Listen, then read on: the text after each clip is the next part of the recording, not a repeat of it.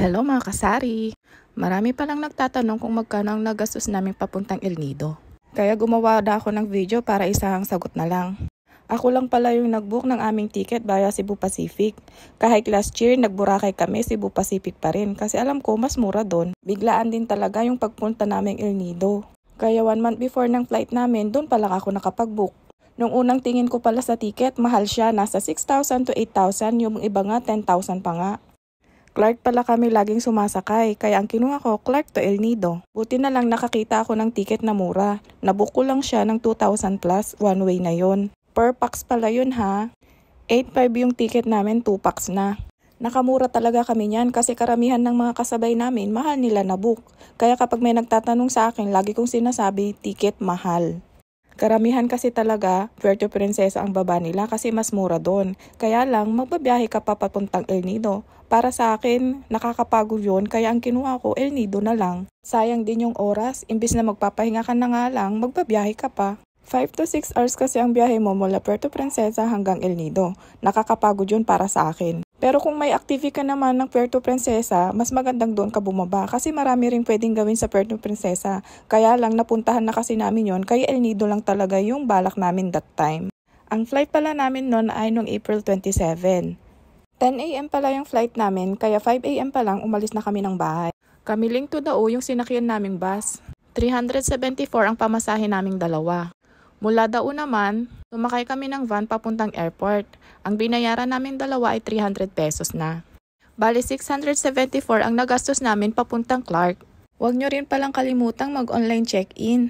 Hand carry nyo, 7 kilos lang dapat. Maganda rin kasi talaga kapag naka-online check-in ka kasi papasok ka na lang sa may departure. Ka na pipila. Sayang yung oras mo doon kaysa pipila ka pa, di ba? At dahil pala maaga yung flight namin, hindi kami kumain sa bahay. Kumain na lang kami doon mismo sa airport.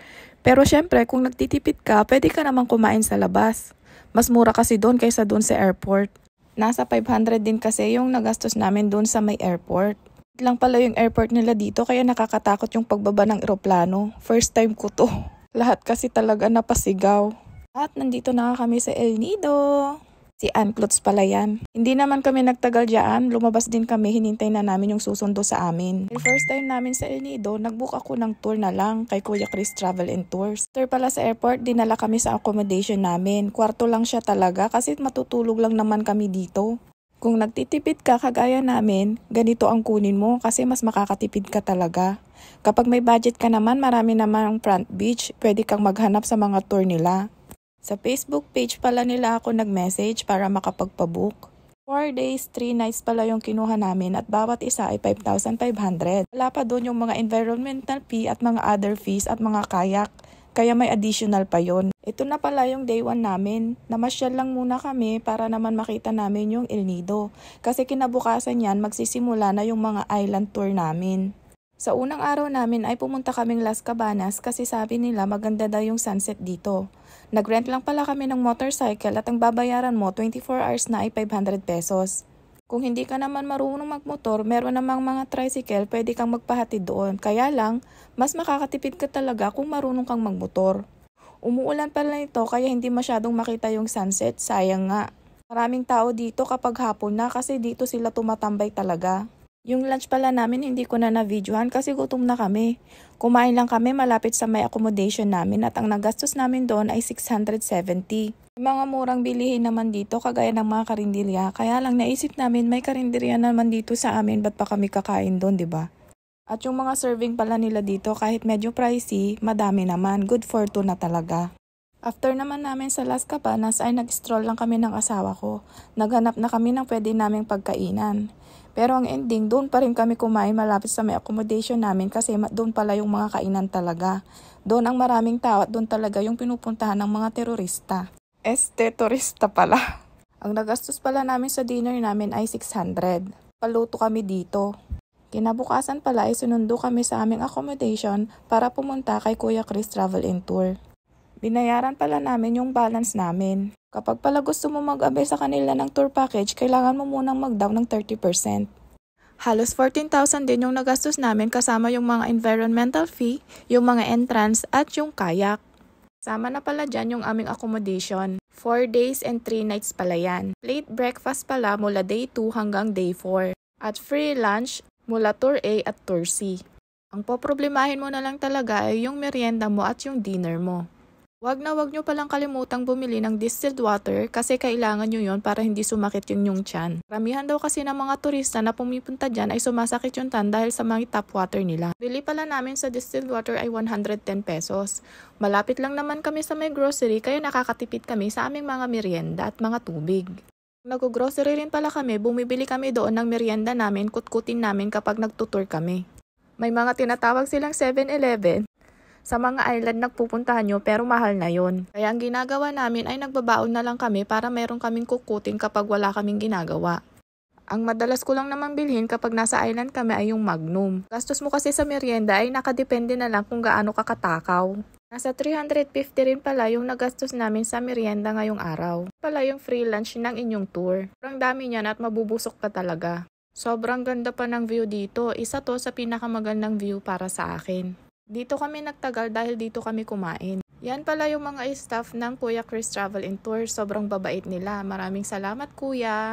Sobrang ganda talaga ng El Nido. Hindi ka magsisising pumunta ka. Babalik at babalikan mo talaga. Yan pala yung 7-Eleven na sinasabi nila dito. Siyempre medyo pricey na talaga yung benta nila. After pala ng tour namin ay nagpahinga lang kami at kinagabihan ay pumunta na rin kami sa may bayan. Doon na kami nag-dinner, sinelebrate namin yung aming anniversary. Tuto pala kami dito at ang binayaran namin dito ay nasa 900 pesos. At mabupusog ka na talaga doon kasi marami ang serving. Yung day 2 pala namin ay sinundo na naman kami ng staff at pumunta na rin naman kami sa may sakayan. Ganito pala kadami ang tao dito. Dito kasi yung pick up place ng mga magtutour. Gaya sa unang tour namin, libre na yung lunch mo dito. Yung merienda na lang ulit yung binaon namin. Gumastos ulit kami sa aming merienda nasa 350 to 400 pesos. Maaga pa lang natapos yung tour namin ngayon kaya nagpunta muna kaming Nakpan Beach. Nagrent ulit kami ng motorcycle, nagbayad ulit kami ng 500 pesos. Habang hinihintay pala namin yung sunset dito, nag-order muna kami ng aming kakainin. Ang binayaran pala namin dyan ay nasa 750. Nung pababa na yung araw, napagdesisyonan namin pumunta na rin malapit sa may beach. Kaya lang, kagaya nung nagpunta kaming Las Cabanas, ganon din yung sunset dito kasi nga maulap. Umuulan kasi dito madalas. Hindi makita masyado yung sunset dito, sayang. After naman namin dito ay umuwi na rin kami. Sabi naming dalawa ay magpapahinga lang kami pero ang ending nakatulog na kaming dalawa at kinabukasan na kami nakagising. Ito pala yung accommodation namin, yung Faytrica. Tama na yan sa tour package na kinuha namin kay Kuya Travel and Cree. Maaga pa lang nga nito ay naghahanap na kami ng pwedeng bilihan ng mga souvenirs. Kaya lang sa sobrang aga namin, close pa rin pala sila. Kaya ang ginawa namin ay pumunta na lang kami ulit sa may daungan. Pagkatapos nga noon ay naghanap kami ng tinapay dahil gutom na ako dahil hindi nga kami kumain kagabi. At ito pala yung simbahan nila dito sa may El Nido. Malapit lang din to sa aming accommodation. Souvenirs pala na nabili namin ay worth 1,500 pesos. Wala kang mabibili dito na kagaya sa Puerto Princesa na mga pagkain. Kaya yung ref magnet lang talaga yung binili ko. Pala namin bumili ng ref magnet ay pumunta na rin kami sa aming accommodation para magayos. Kumain pa pala kami dito ng breakfast. After noon, mga 9:30 AM ay sinundo na rin kami. Pumunta na rin kami sa may airport. Kaya lang, dahil nga masama ang panahon, na-cancel yung flight namin. Kayong magtaka kung bakit ganito yung video kasi wala talaga akong video nung pumunta kaming airport. Namin cancel yung flight namin, nagtanong kami kung ano ang pwede namin gawin. Mo ba yung nakakaini? April 30 pa lang ang flight namin, tapos ang sunod na flight namin, May 8 pa. Tapos yung accommodation namin, sagot pa namin pati mga pagkain namin. O diba, grabe ka, Cebu Pacific. Kaya naghanap kami ng other option. Ang other option naman nila ay pumunta kaming Puerto Princesa. Pero alam mo ba, pamasahe mo pamuntong Puerto Princesa, sagot mo, hindi nila sagot, nakakaloka. Kahit makipagtalo ka doon, wala ka pang nasasabi sa kanila, may sagot na sila, ganun sila kagaling. Ang ending, nagpunta pa rin kaming Puerto Princesa, nirebook nila yung ticket namin mula Puerto Princesa hanggang Naiya pa, hindi Clark. Diba? Sobrang stress. Ano na lang kung sakto yung budget mo, no? Masahe mo mula El Nido hanggang Puerto Princesa, 875 na. Kami ng asawa ko, di magkano yun? Imbis na pambili pa namin ng ibang pasalubong sa airport, wala na. Pangpamasahe na lang namin. Sana naman magbago na yung Cebu Pacific. Naman namin kasalanan kung bakit umulan. Sabi, konting ulan lang yun Cebu Pacific, hindi na kayo makapag-flight.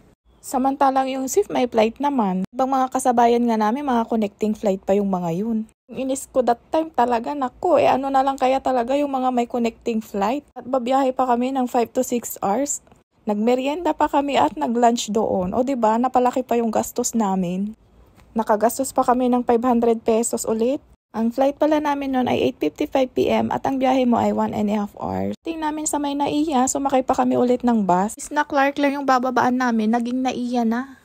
At sumakay kami ng bus papuntang Dao. Masahe mo isa doon ay 400 plus. 430 ata yun. Dalawa kami, di naging 860 yun. Sa Dao, pauwi dito sa amin, 180 na naman. Kaya napakastos talaga kami nung pauwi namin. Kaya ng bakasyon namin, sinira lang talaga ng Cebu Pacific Sa mga nagtatanong kung magkano nga ba yung nagastos namin, more or less 40,000 pesos. Depende yan talaga kung gaano kakagastos. Sana nasagot ko yung katanungan yung lahat. Mas mura pa yan sana kung hindi talaga nagka-problema yung Cebu Pacific. At kung gusto mo talagang makamura at nagtitipid ka, i-contact mo lang si Kuya Chris Travel and Tours kasi mag-e-enjoy ka. Wala kang iisipin talaga kapag siya talaga ang kinuha mo. Base lang yon sa experience namin. Yun lang, bye-bye!